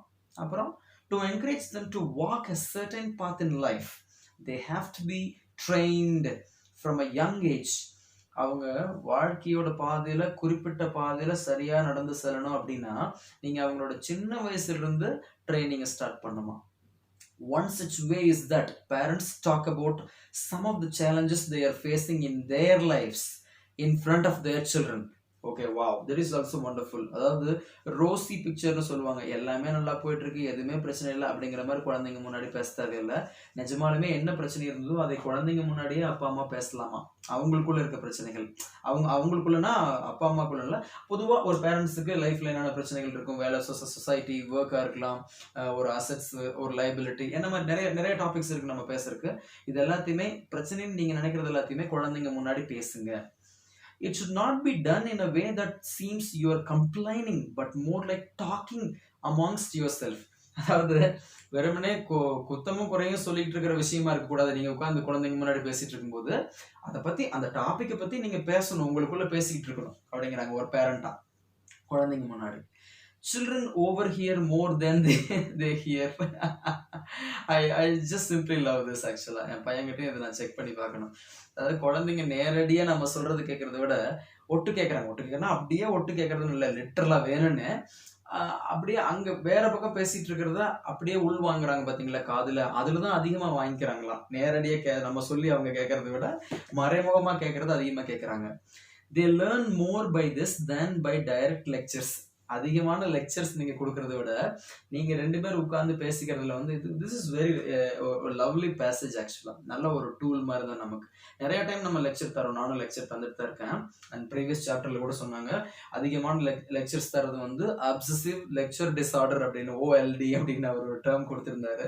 இப்போ வந்து நம்ம எது மூலம், அதாவது சரியான வகையில் அவங்களுக்கு ப்ராக்டிஸ் பண்ணணும்னா ரியாலிட்டி அவங்களுக்கு தெரியணும். வெறும் மோட்டிவேஷன், அவார்டு கொடுக்கறது இதுக்கெல்லாம் வந்து மோட்டிவேஷன் கொண்டு வராது. ரியாலிட்டி தெரிஞ்சிருக்கணும், ட்ரூத், உண்மை என்னன்னு தெரிஞ்சிருக்கணும். நல்ல விஷயம், அவங்களுக்கு சந்தோஷமான விஷயங்கள், காயப்படாத விஷயங்களை வந்து கற்றுத்தர்றேன், சொல்லித்தர்றேன் அப்படிங்கிற மாதிரி இல்லாமல் உண்மை அப்படிங்கிறது ஒரு சில இடங்களில் கசக்கும், கண்டிப்பாக மோஸ்ட்லி கசக்கும். அதை அவங்களுக்கு சொல்லித்தரணும். நம்மளும் நமக்குள்ள வந்து பேசிக்கணும். இயல்பு வாழ்வியோட பிரச்சனைகள், இன்னைக்கு தெரியல வந்து ஒரு என்ன பிரச்சனை இருந்துச்சு அப்படிங்கிறது அவங்களுக்கு புரியுதோ இல்லையோ, சகஜமா குத்தம் குறையும் கம்ப்ளைண்ட்ங்கிற மோடுக்கு போகாம ஒரு பேரண்ட்ஸ் வந்து குழந்தைங்க முன்னாடி வந்து சகஜமா பேசிக்கணும். நல்ல ஒரு டூல் இது, இந்த tip. I'm not saying that ours was the perfect household when we were growing up. அதாவது நம்ம வளரும்போது நமக்கு ரொம்ப சிறப்பான வீட்டு சுற்றுப்புற சூழல் தான் இருந்துச்சு, வீட்டு சூழல் தான் இருந்துச்சுன்னு நான் சொல்ல கிடையாது. We face this challenges of any other middle class family. எல்லா ஃபேமிலியில் இருக்கிற பிரச்சனைகள் தான் நம்மளும் ஃபேஸ் பண்ணோம். But one thing that helped us tremendously was that we knew what to expect. ஆனா ஒரு விஷயம் நமக்கு அதீத அளவுல ஹெல்ப் பண்ணுச்சு. என்னன்னா, நமக்கு தெரியும் என்ன எதிர்பார்க்கணும் நம்ம பேரண்ட்ஸ் கிட்ட இருந்து அப்படின்ட்டு. நம்ம காலத்துல I don't ever remember my father luring me with a reward in order to do something. எப்பயுமே எனக்கு நினைவு தெரிஞ்ச வகையில எங்க ஃபாதர் எப்பயுமே எனக்கு நான் ஏதோ ஒன்று செய்யணும், என்னை ஏதோ ஒன்று செய்ய வைக்கணுங்கிறதுக்காக ஒரு பரிசு தந்து எனக்கு அதை வந்து கவர்ல அந்த விஷயத்துல கவர்ந்து என்ன செய்ய வைக்கணும்னு அவர் முயற்சி பண்ணதே கிடையாது. எதையுமே ஒரு பரிசு மூலமா என்ன வந்து செய்ய வைக்க முயற்சி பண்ணதில்லை. When I asked him for a portable keyboard or my first video game, he did not say do this or do that and then I will buy for you. அதாவது நான் வந்து என்னோட கீபோர்டோ ஒரு வீடியோ கேமோ வந்து வேணும்னு கேட்கும்போது, ஃபர்ஸ்ட் டைம் நான் கேட்கும்போது, அவர்கிட்ட போயிட்டு அப்பா கிட்ட கேட்கும்போது அவர் வந்துட்டு இதை பண்ணு, அதை பண்ணாதான் நான் அதை வாங்கி தருவேன் இப்படிலாம் அவர் சொல்ல. இன்ஸ்டன்ட் அதுக்கு பதிலா he bought it and showed faith in me. அவர் வாங்கிட்டு அதாவது வாங்கி கொடுத்துட்டு அது மூலமா நம்பிக்கை வச்சார். ஆல்ரெடி வாங்கி கொடுத்துட்டார், நீ இதெல்லாம் பண்ணாதான் உனக்கு வாங்கி தருவேன்னு சொல்ல, அதை வாங்கி கொடுத்துட்டு அந்த நம்பிக்கையை வந்து அவர் காட்டினாரு. Plus I knew he was strict enough to take all that away if I just sat around and wasted my time. அதாவது இதெல்லாம் பண்ணு அப்ப வாங்கி தருவேன், அப்பதான் இதெல்லாம் வாங்கி தருவேன்னு ஒரு விஷயத்த வாங்கி தருவேன்னு சொல்லாம அதை வாங்கி கொடுத்துட்டாரு. நம்பிக்கைக்கு பாத்திரமா வாங்கி கொடுத்துட்டாரு. ஆனா நான் ஒரு விஷயத்த சரியா பண்ணல அப்படின்னா அதை அப்படியே பறிச்சுட்டு போறதுக்கு எல்லா சான்ஸ் இருந்துச்சு. என்ன வாங்கி கொடுத்தாரோ அது எங்களுக்கு கிடையாது. He had funded his own education with great difficulty and hard labor, and his life's dream was to make sure that his 3 children received a good education. அவரா சம்பாதிச்சு படிச்சுக்கிட்டாரு, தன்னுடைய கல்வியை பார்த்துக்கிட்டாரு. அவருடைய ஒரே ஒரு ட்ரீம் என்னன்னா, வாழ்க்கையோட ட்ரீம் என்னன்னா, அவரோட 3 குழந்தைங்களும் ஒரு நல்ல எஜுகேஷன் அவங்களுக்கு கிடைக்கணும் அப்படிங்கிறது மட்டும்தான் அவரோட கனவா இருந்துச்சு இவங்க அப்பாக்கு. But he realized not everyone was keen to become an engineer or a doctor, and he was okay with that, provided we did not sit around and do nothing. Although now that's exactly what I teach people in meditation, do sit and do nothing. Just kidding. அதாவது என்னன்னா, இவங்க அப்பா இது 2 விஷயம் சொல்ல வர்றாரு. என்னன்னா, இவங்க அப்பா நல்ல குழந்தைங்க படிக்கணும்னு நினைச்சாரு. அவருடைய எஜுகேஷனை பார்த்துக்கிட்டு வர சொந்த பணத்துல சம்பாதிச்சு அவர் என்ன நினைச்சாருன்னா, தன்னுடைய 3 குழந்தைங்களும் சரியான நல்ல எஜுகேஷன் கிடைக்கணும், அவங்க என்ஜினியர் ஆகணும், டாக்டர் ஆகணும் அப்படிங்கிற மாதிரி குறிப்பிட்ட கனவுகளையும் இலக்குகளையும் அடையிற மாதிரிலாம் அவர் இவங்களை ஃபோர்ஸ் பண்ணல. But at the same time அவங்க சும்மா உட்காந்து டைம் வேஸ்ட் பண்ணக்கூடாது. ஏதோ ஒரு உருப்படியான விஷயத்த நல்ல விஷயத்த பண்ணிட்டு இருந்தா போதும், அவங்க என்ஜினியர் தான் டாக்டர் தான் ஆகணுங்கிற மாதிரி இலக்குகளை அவங்க வச்சிருக்கல. இப்போ இவர் சொல்றாரு, இவர் நம்ம ஓம் சுவாமி மெடிடேஷன் விஷயங்கள்ல பாத்தீங்கன்னா, ஸ்பிரிச்சுவாலிட்டியில அமைதியா உட்காந்துருங்க, எதையும் பண்ணாதீங்கன்னு தான் சொல்லிட்டு இருக்காரு மெடிடேஷன் சம்பந்தமா. அதை லிங்க் பண்றாரு. இவர் அதை டீச் பண்ணிட்டு இருக்காரா மெடிடேஷன்ல. பட் அவங்க அப்பா சும்மா உட்காந்துருக்காத, எதையாவது பண்ணு அப்படின்னு சொல்லி டீச் பண்ணிருக்காரு அந்த விஷயத்துல, எஜுகேஷன் சம்பந்தமா. He said it was okay to relax, but wasting time was not an option. அவங்க அப்பா என்ன சொல்லியிருக்காரு, ஓம் சுவாமி அவங்க அப்பா ஒரு ஓய்வு எடுத்துக்கிறதுங்கிறது பிரச்சனை கிடையாது, ஆனா டைமை வேஸ்ட் பண்றதுங்கிறது ஆப்ஷன் இல்லை. அதாவது ஓய்வுக்கு பின்பு ஒரு 1/2 மணி நேரம் ஓய்வுங்கிறது ஓகே, பட் ஒரு நாள் ஃபுல்லா வெட்டியா சுத்திட்டு இருக்குங்கிறது கண்டிப்பா நம்ம ஏத்துக்க முடியாதுங்கிறாரு. எய்தர் மாஸ்டர் சம் ஸ்கில், ஏதோ ஒன்ன கத்துக்கோ, ஆர் an art, ஏதோ ஒரு கலை வடிவத்தையோ ஒரு திறமை வடிவத்தையோ கத்துக்கோ, ஆர் கெட் ட்ரெடிஷ்னல் எஜுகேஷன், அதாவது இல்லைன்னா ஒழுங்கான கல்வி முறை இருக்கு பாத்தீங்களா, நம்ம பாரம்பரிய கல்வி முறை, அதை நீங்க வாங்கிக்கோ. Or if we were not keen to invest in our time in any of this, நீ ஒரு திறமையும் கத்துக்க மாட்ட, கொள்கையும் கத்துக்க கலையும் கத்துக்க மாட்ட, அதே நேரத்துல சரியான பாரம்பரிய கல்வியும் கத்துக்க மாட்ட அப்படின்னா, he told us to take up a job. இப்ப இதெல்லாம் ரெடியா இல்லைன்னா வேலைக்கு போ, இப்பவே ஜாப் எடுத்துக்கோ அப்படின்னு சொல்லியிருக்காரு ஓம் சுவாமியோட அப்பா. Sitting at home and watching TV all day would not be allowed. அப்படியே வீட்டுல உட்காந்துக்கிட்டு ஃபுல் டே டிவி பார்த்துட்டு இருக்கிறது அலோடே கிடையாது, ஏற்றுக்கொள்ளக்கூடியதே கிடையாதுன்னு வச்சிருந்தாரு. He told us he did not have the funds to support us forever. அவர் என்ன சொல்லியிருக்காருன்னா, காலம் ஃபுல்லா சப்போர்ட் பண்றதுக்கு அவர்கிட்ட காசு இல்லை அப்படின்னு ஓப்பனாவே சொல்லியிருக்காரு. அதாவது தன்னுடைய கஷ்டங்களை குழந்தைக்கு எக்ஸ்போஸ் பண்ணியிருக்காங்க. எல்லாத்தையுமே உலகமே கிரீனா இருக்கு, ரோஸா இருக்குன்னு சொல்லாம அந்த ரோசஸ் கூட இருக்கிற தான்ஸ் பத்தியும் சொல்லியிருக்காங்க நம்ம ஓம் சுவாமியோட அப்பா. So our motivation was to have a better life, and he had made amply clear that if we wanted one, we had to build it and work for it. இவருடைய ஊக்கம் என்ன, இலக்கு என்னன்னா சரியான நல்ல வாழ்க்கையை வாழ்றது அப்படிங்கிறது அவங்க அப்பா தெரிவிச்சிட்டாரு. அதுக்கு என்ன பண்ணணும், கண்டிப்பா உழைச்சு நம்மளாதான் ஒண்ணு உருவாக்கிக்கணுங்கிற மாதிரி புரிய வச்சிருக்காரு. திஸ் சென்ஸ் ஆஃப் ரியாலிட்டி, இதுதான் உண்மை. இப்போ நீங்க நான் சம்பாதிச்சிட்டேன், நான் பிஸ்னஸ் ஏற்படுத்திட்டேன், நான் கஷ்டப்பட்டு எல்லாம் கொண்டு வந்துட்டேன், நீ வீட்டில் சும்மாவே உட்காந்துக்கோ டைம் வேஸ்ட் பண்ண, நீ எங்கேயும் போக தேவையில்லை, நீ ஜாபுக்கு போக தேவையில்லை, நீ சம்பாதிக்க தேவையில்லைன்னு சொல்லி ஒரு குழந்தைக்கு சொல்லி வளர்க்கறத விட எல்லாமே அழகா இருக்கு, எங்க போனாலும் எல்லா விஷயங்களும் உனக்கு ஏற்படுத்தி கொடுத்துட்டேன், உனக்கு 6 தலைமுறைக்கு அப்படி 60 தலைமுறைக்கு அப்படின்னு சொல்லிட்டு டிராமா அடிக்கிறத விட நீ உழைச்சு நீ சம்பாதிக்க கத்துக்கோ, அப்பதான் உன் வாழ்க்கை சிறப்பா இருக்கும்னு சொல்லி கொடுத்திருக்காரு. இதுதான் நடைமுறை. இந்த திஸ் சென்ஸ் ஆஃப் ரியாலிட்டி இதுதான் நடைமுறை. முன்னாடி சொல்றது பாத்தீங்கன்னா என்னன்னா, இல்லாத ஒரு பிக்சரை கொடுக்கறது, ரிவார்ட்ஸ் நிறைய கொடுத்து தேவையில்லாம அதிகமான மோட்டிவேஷன் கொடுக்க ட்ரை பண்றது, மெட்டீரியல் ரிவார்ட்ஸோ ஃபினான்ஷியல் ரிவார்ட்ஸோ இல்லை வேற வகையிலையும் அது செய்யறது எல்லாமே ஒர்க் அவுட் ஆகாது. ஏன்னா அவங்க நடைமுறையிலேயே இருக்க மாட்டாங்க, ட்ரூத்துக்கு பக்கத்துல இருக்க மாட்டாங்க. ட்ரூத்துக்கு பக்கத்துல இல்லை அப்படிங்கும் போது அவங்க கிரவுண்டடா அவங்க இயல்பான நிலையிலேயே இருக்க முடியாது.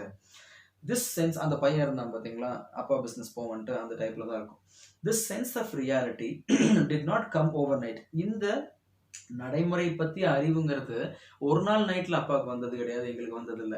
It was based on how we saw him working hard not just at work but for his family. இது எப்படி வந்துச்சு எங்களுக்கு, எங்களுக்கு இதுதான் நடைமுறை அப்படிங்கிறது எப்படி புரிஞ்சுதுன்னா, ஒரு நாள் நைட்ல புரியல, அவர் எப்படி வேலை செய்யறாரு காலம் ஃபுல்லா அப்படிங்கிறது பாக்குறது மூலமா வந்துச்சு. வேலையில மட்டும் அவர் எப்படி இருக்காருன்னு இல்ல, குடும்பத்தோடையும் எப்படி நடந்துக்கிறாரு, எவ்வளவு ஹார்ட் ஒர்க் பண்ணி என்ன பண்றாங்கிறத தெரிஞ்சுதான் இந்த நடைமுறையா அவர் மூலமா கத்துக்கிட்டோம். நடைமுறை அறிவு அப்படிங்கிறத அவர் மூலமா கத்துக்கிட்டோம் நாங்க. He would cook hot breakfast for my mother and always tell her that since she was going to make it for everyone else, it was important that she had her breakfast first. Amazing. அவர் வந்துட்டு நல்ல ஒரு காலை உணவு வந்து தயாரித்து அம்மாவுக்கு கொடுத்துருவாரு. அப்போ சொல்லுவார் அம்மா கிட்ட, நீ எல்லாத்தையும் பார்த்துக்க போற, எல்லாத்துக்கும் உணவு தர போற, அப்போ கண்டிப்பா நீ முதல்ல சாப்பிட்டுருக்கணும் நல்லா அப்படின்னு வந்து சொல்லுவாரு. He would join her in the kitchen every single evening and help her out, saying she was also a working lady and that it was his job as the husband to be there for her. அவர் வந்து ஒவ்வொரு மாலை நேரத்திலையும் அம்மாவோட கிச்சனுக்குள்ள போயிட்டு வேலையை வந்து பகிர்ந்துக்குவாரு. அப்ப சொல்லுவார் அம்மா கிட்ட, நீயும் வேலை செய்யற ஒரு ஆள் தான், உனக்கு கண்டிப்பா என்னோட ஹெல்ப் இங்க தேவை, நான் இங்க உள்ள இருக்கணும் அப்படின்ட்டு. அமேசிங். நிறைய டேக் அவேஸ் இருக்கு. At dinner he would make hot chapatis for her. Night வந்து டின்னருக்கு வந்துட்டு நல்ல சப்பாத்திஸ் வந்து செஞ்சு தருவாங்க அம்மாவுக்கு, அப்பா வந்து செஞ்சு தருவாங்க. when we were young, நாங்க சின்ன பசங்களா இருக்கும்போது, he told my mother to visit all the religious places she wanted to.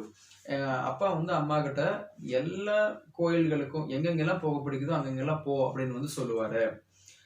he would say, அவர் சொல்லுவாரு, when you are old you may not have the desire or the energy and when the children are in their teens you may not have the time. அதாவது இன்னும் கொஞ்சம் பசங்க வந்து பெருசானாங்கன்னா அவங்க teenage போகும்போது உனக்கு கோயில் போறதுக்கு நேரம் இருக்காது, அதே மாதிரி உனக்கு அந்த ஆசையும் எனர்ஜி இப்ப இருக்கிற ஒரு ஊக்கமும் வேகமும் அங்க போறதுக்கு இருக்குமான்னு தெரியாது, அதனால இப்பவே நீ இப்போ பிடிச்ச கோயிலுக்கெல்லாம் போயிட்டு வா. Now that they are young and small, I can take care of them and you can take some time off. Wow, how lovely he was actually. அதாவது இப்போ வந்து குழந்தைங்க ரொம்ப சிறுசா இருக்கிறதுனால நான் பாத்துக்கிறேன், ஒன்றும் பிரச்சனை இல்லை, நீ எவ்வளவு தூரம் டைம் எடுத்துக்க முடியுமோ எடுத்துட்டு எல்லா கோயிலுக்கும் போயிட்டு வா. This will give you a break. இது உனக்கு ஒரு இடைவெளியை கொடுக்கும். வாவ். பேரண்டிங்ல பெற்றோர் குழந்தை வளர்ப்பு மட்டும் இல்ல, ஒரு ஹஸ்பண்ட் வந்து ஒய்ஃபுக்கு என்ன பண்ணணும் அப்படிங்கிறது இந்த சாப்டர், இது வரைக்கும் எந்த சாப்டருமே ஸ்பௌஸ்குள்ள வந்து என்ன செய்யணுங்கிறத வந்து டீல் பண்ண கிடையாது. But this one deals very nicely. I personally love this chapter very much and there is a right away a direct takeaway for me also. If this is how he lived his life, we well knew what was expected of us. இப்படிதான் அப்பா வாழ்ந்திருந்தாருன்னா நமக்கு தெரியாதா நம்ம எப்படி நடந்துக்கணும்ட்டு அம்மாவை தலையில வச்சு தாங்கி இருக்காரு. And it made things very easy when you know clearly what is expected from you. அதான் சொல்றாரு பாருங்க, இப்படி அப்பா நடந்துக்கும் போது நம்ம எப்படி வாழ்க்கையில் நடந்துக்கணும்னு கிளியரா தெரியுது. எப்பப்பெல்லாம் ஒரு விஷயம் நமக்கு கிளியரா தெரியுதோ அப்பப்பெல்லாமே வந்துட்டு எந்த ஒரு நம்மளை சுத்தி விஷயங்கள் எதை பண்றதுனால நமக்கு ரொம்ப ஈஸிங்கிறார். அது அந்த ஒரு தெளிவான ஒரு நோக்கம், ஒரு பார்வை இருக்கு பாருங்களா, இதுதான் நடக்கணும் அப்படிங்கிற ஒரு தெளிந்த மனநிலைன்னு சொல்லலாம். சரி, நான் ஒரு தமிழ் வார்த்தை பிடிக்கிற கொஞ்சம் டைம் எடுத்துக்குவேன், பேர் வித் மீ. அதுதான் வந்து இந்த சப்ஜெக்டோட டைட்டில், which is predictability. கணிப்பு தன்மையோட இல்ல, தெளிவான மனநிலை, that's the key. அதாவது கணிக்கக்கூடிய மனநிலை இப்படிதான் இருக்கும் அப்படிங்கிறது கணிக்கக்கூடிய ஒரு தன்மை, that is the key. அதுதான் ரொம்ப அவசியம் அப்படின்னு சொல்றாரு இந்த இடத்துல. சோ அந்த சாப்டரோட மீனிங் வந்துட்டு இந்த அழகான ஸ்டோரி மூலமா கொண்டு வந்துட்டாரு. அதாவது அப்பா எப்படி பிஹேவ் பண்ணுவாருன்னு பார்த்து இன்ஸ்பயர் ஆனது மூலமா இது இப்படி நடக்கிற ஒரு வீட்டுல நம்ம என்ன பண்ணணும்னு ஆல்ரெடி தெரிஞ்சிருது பாத்தீங்களா. லைஃப்ல நம்ம பெருசானா என்னென்ன பண்ணணும்ட்டு இந்த அதாவது இனிமே வருங்காலத்தில் நம்ம என்ன செய்யணும் ரியாலிட்டிக்கு அப்படின்னு ஏற்கனவே தெரிஞ்சு தெளிவான மனநிலை இருக்கு பாருங்க, அதுதான் சிறப்பான நிலை, அதுதான் ப்ரெடிக்டபிலிட்டி. உங்களால எவ்வளவு தூரம் கணிக்க முடியும், பின்னாடி எப்படி நடந்துக்கணும்னு எவ்வளவு தூரம் தெரிஞ்சுக்க முடியும் அப்படிங்கறதுதான் முக்கியமான கீன்னு சொல்றாரு. சாவி. When parents act in an unpredictable fashion, அப்பா அம்மா யூகிக்க முடியாத, யூகிப்புங்கிறதா ப்ரெடிக்டபிலிட்டி கரெக்டான வார்த்தை, கரெக்ட், யூகிப்புத்தன்மை, நாட் கணிப்புத்தன்மை, யூகிப்புத்தன்மை. When parents act in an unpredictable fashion, அவங்க வந்து நீங்க அதாவது அப்பா அம்மா வந்து நீங்க கணிக்க முடியாம யூகிக்க முடியாத அளவுக்கு அவங்க நடந்துக்கும் போது, it not only adversely impacts a child's development but also creates a gap between the parent and the child. அது முன்னாடியே இன்னொரு தடவை சொல்லியிருந்தாரு, இந்த பேரண்ட்ஸ் வந்து எதிர்பார்க்காத மாதிரி நடந்துக்கிறதுனால என்ன விளைவுகள் இருக்கு நியூரலாஜிக்கல்னு சொல்லி பழைய சாப்டர்ஸ்ல சொல்லியிருந்தாரு. அடிக்கிற அந்த அட்டாக் அப்படிங்கிற வந்து பிசிக்கல் அபியூஸ் பத்தி பேசுற ஒரு சாப்டர்ல வந்து சொல்லியிருந்தாரு, ஆங்கர்ங்கிற சாப்டர்ல. இப்ப என்ன சொல்றாருன்னா, எப்பப்பெல்லாம் வந்துட்டு பேரண்ட்ஸ் வந்துட்டு யூகிக்க முடியாத மனநிலையில் நடந்துக்கிறாங்களோ, குழந்தை வந்து எதிர்பார்க்காத சும்மா நினைச்ச மாதிரி அவங்க நடந்துக்கிறது, அப்படி இருக்கும்போது ரெண்டு பிரச்சனை வருதான். ஒண்ணு என்னன்னா, குழந்தையோட டெவலப்மெண்ட் சரியா நடக்கிறது இல்ல. ரெண்டாவது, குழந்தைக்கும் பேரண்ட்ஸுக்கும் நடுவில் பெரிய கேப் வந்துருதான். அண்ட் பை ப்ரெடிக்டபிலிட்டி, அதுக்கு மாறாக யூகிக்கக்கூடிய அளவுல வந்து நடக்கும்போது, ஐ மீன் இவர் சொல்ல வர்றாரு, யூகிப்பு தன்மையை பத்தி சொல்லும் போது, I do not mean that parents cannot be spontaneous. அதாவது இவர் என்ன சொல்லுவாருன்னா, பேரண்ட்ஸ் வந்து அப்படியே அதை அந்த ஒரு தொடர்ச்சியான நிலையில ஒரு அப்படியே இருக்கு நூல் பிடிச்ச மாதிரின்னு சொல்லுவாங்க பாருங்க. நம்ம 2 மாடுகள் போகும்போது சரியான அளவுல போயிட்டு இருக்கும் பாத்தீங்களா, சீரா. எப்பயும் வந்து பெற்றோர்கள் சீரா தான் இருக்கணும், கரெக்டா நடந்துக்கணும் யூகிக்கிற மாதிரி அப்படின்னு கிடையாது. அப்படி கிடையாது predictability. I simply mean that children should know what to expect and somewhere they need to be okay with it or at least have accepted it. அதாவது என்னன்னா, குழந்தைகளுக்கு தெரியணுமா பேரண்ட்ஸ் பிஹேவ் பண்ணும்போது, பேசும்போது, நடந்துக்கும் போது எந்த விஷயம் வந்து என்ன விஷயம் அவங்க எதிர்பார்க்கணும். அதாவது the children should know what to expect. அவங்களுக்கு தெரியணுமா என்ன விஷயத்தை எதிர்பார்க்கணும், and somehow they need to be okay with that. அது அது அது அவங்களுக்கு சரியா வரணுமா, அது என்னன்னு பார்ப்போம். This is possible if they are involved in the stage when rules are set and they are absolutely clear about what they can and cannot do and the consequences of these actions thereof.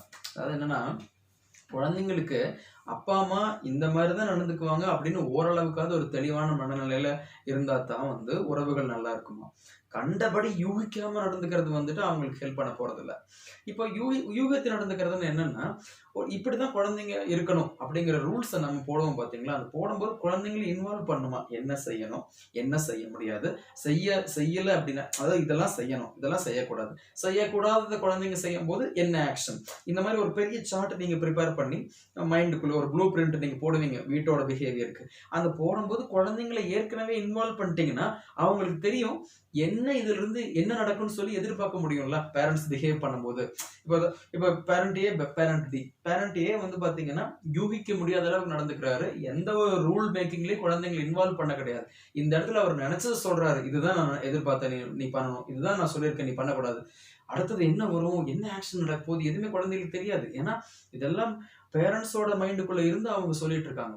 இதே parent பின்னு சொல்லி இன்னொரு அப்பா அம்மா பாருங்க, எல்லா விஷயத்தையும் கிளியரா குழந்தைங்களோட ஏற்கனவே பேசிட்டாங்க. இந்த 10 தான் பண்ணணும், இந்த 10 தான் பண்ணக்கூடாது நீங்க செய்யும் போது இந்த 5 ஆக்ஷன் இருக்கு, இதெல்லாம் கிளியரா பண்ணிட்டா நீங்க செய்யக்கூடியாத ஒரு விஷயத்த செய்யும் போது குழந்தைங்க அவங்களுக்கு தெரியும் இந்த 5 ஆக்ஷன் தான் வரப்போகுது இனிமே நம்ம அப்பா அம்மா கிட்ட இருந்துன்னு சொல்லிட்டு. இதுதான் சொல்றாங்க, children should know what to expect from their parents. அந்த ப்ரெடிக்டபிலிட்டி, அந்த யூகிப்பு தன்மை. ஸோ ஏற்கனவே ஒரு ப்ளூ பிரிண்ட் இருந்துச்சுன்னா உங்களால யூகிக்க முடியுமா, ஏன்னா பின்னா சீனு ஒண்ணுமே ப்ளூ பிரிண்டே இல்லை, எந்த பேச்சுவார்த்தைகளும் கிடையாது, குழந்தைங்களோட இணங்கி வந்துட்டு ரூல்ஸே போட கிடையாது, அப்பா அம்மா நினைச்சதெல்லாம் பேசுறாங்க, நினைச்சதெல்லாம் பனிஷ்மெண்டா கொடுக்குறாங்க, நினைச்சதெல்லாம் எதிர்பார்க்கறாங்க அப்படின்னா எந்த அளவுக்கு குழந்தைங்களுக்கு அங்க யூகிப்பு தன்மை இருக்கும், அங்க உறவுகள் பலப்படாதுன்னு சொல்றாங்க. இப்போ for example your child yells at you and you take away his video game. உங்க குழந்தை வந்து கத்துது உங்களை பார்த்து, உடனே அவனோட வீடியோ கேம் வந்து நீங்க பறிச்சுக்கிறீங்க. You cannot play it for 2 days. நீங்க 2 நாள் ப்ளே பண்ண முடியாது. You should you say to him, நீங்க சொல்றீங்க 2 நாள் நீ ஆடிட்டே இருக்க, இனிமே ஆடவே கூடாது. And if it happens the next time it will be for a week. இப்போ நான் வாங்கி வச்சுக்கிறேன், நெக்ஸ்ட் டைம் இது நடந்துச்சு நான் ஒரு வாரத்துக்கு வாங்கி வச்சுக்குவேன். From your perspective you might think that you okay அப்பா ஃபர்ஸ்ட் வாங்கி வச்சுட்டு என்ன சொல்றாருன்னா, வீடியோ கேம் ப்ளே பண்ணிட்டே இருக்கேன், 2 நாளைக்கு உனக்கு தரமாட்டேன்னு சொல்லி வாங்கி வச்சுட்டாரு. அடுத்தது அப்பா என்ன இன்னொன்று மிரட்டுறாரு, என்னன்னா இனிமேல் நெக்ஸ்ட் டைம் இதே மாதிரி விளையாண்டு இருந்தேன்னா 1 வாரத்துக்கு வாங்கி வச்சுக்கோன்னு சொல்றாரு. அந்த வீடியோ கேமை 1 வாரத்துக்கு தரமாட்டேன் வாங்கி வச்சுக்கோன்னு சொல்றாரு. From your perspective you might think that you gave a light punishment and made clear the repercussions of repeating a certain behavior. ஒரு அப்பா அம்மா இது பண்ணோன்னே அப்பா நினைச்சுக்கிறாரு இது பண்ணிருக்காரு, அவரோட பார்வையில பாத்தீங்கன்னா லைட்டா சின்ன தண்டனை கொடுத்துருக்கேன், அதே மாதிரி அடுத்த தடவை நடந்துச்சுன்னா என்ன ஆகும்னு சொல்லிட்டு லைட்டா கொஞ்சம் மிரட்டையும் விட்டுருக்கேன், 1 வாரத்துக்கு வீடியோ கேம் வாங்கி வச்சுக்கோன்ட்டு. But the truth is that it is not necessarily what your child feels. உண்மை என்னன்னா இதைத்தான் உங்க குழந்தையும் ஃபீல் பண்ண நீங்க நினைக்காதீங்க. excuse. He may think that taking away his video game for 2 hours would have been enough. For example, அதாவது 2 மணி நேரத்துக்கு வீடியோ கேமை கையில இருந்து வாங்கி பிடுங்கி வச்சிருக்கிறது வேணா ஓகேன்னு சொல்லி குழந்தை நினைக்குமா. அதாவது ஒரு எக்ஸாம்பிளுக்கு சொல்றாங்க, குழந்தைய பொறுத்த வரைக்கும் அப்படி நினைக்குமா. But had you negotiated in advance when things were calm at home or when you bought him the game, he would be more accepting and the punishment would have made greater sense to him. அதாவது என்னன்னா, நீங்க video கேமை வாங்கிட்டு வரும்போதே வந்து அவங்ககிட்ட வந்துட்டு தெளிவா இதை வந்து சொல்லியிருந்தீங்கன்னா, அதாவது இப்படிதான் இவ்வளவு நேரம் தான் விளையாடணும், இவ்வளவு நேரம் விளையாடக்கூடாது, இதுக்கு மேல விளையாண்டா இதுதான் நடக்கும், எக்ஸெட்ரா எக்ஸெட்ரான்னு ஃபர்ஸ்டே வந்து சொல்லியிருந்தீங்கன்னா இந்த அளவுக்கு வந்து குழந்தைக்கு வந்து குழப்ப நிலையே இருக்காதான். இல்லைன்னா என்ன நடக்கும், குழந்தை நீங்க நினைப்பீங்க 2 நாள் வாங்கி வச்சிருவீங்க, அடுத்த தடவை வந்து 1 வாரம் வாங்கி வச்சிருவீங்க. இது உங்களோட ரூல்ஸ் ஆஃப் த கேம். குழந்தைய பொறுத்த வரைக்கும் இந்த ரூல்ஸை நீங்க ஏற்கனவே சொல்லுங்காட்டி குழந்தை ஒருவேளை 2 மணி நேரம் வாங்கி வச்சா போதுமே அப்படின்னு கூட நினைக்குமா. ஏற்கனவே ஒரு டிஸ்கனெக்ட் வந்துச்சு பாருங்க. If you're going to announce the punishment, even future punishment, when things are tense, when you are confronting, it's not going to work. அது இந்த விஷயத்தை வந்து நம்ம ஃபர்தரா வந்து அடுத்த செக்மெண்ட்ல பார்ப்போம். For now, I'll just take a break and catch up with you in the next segment. Thank you.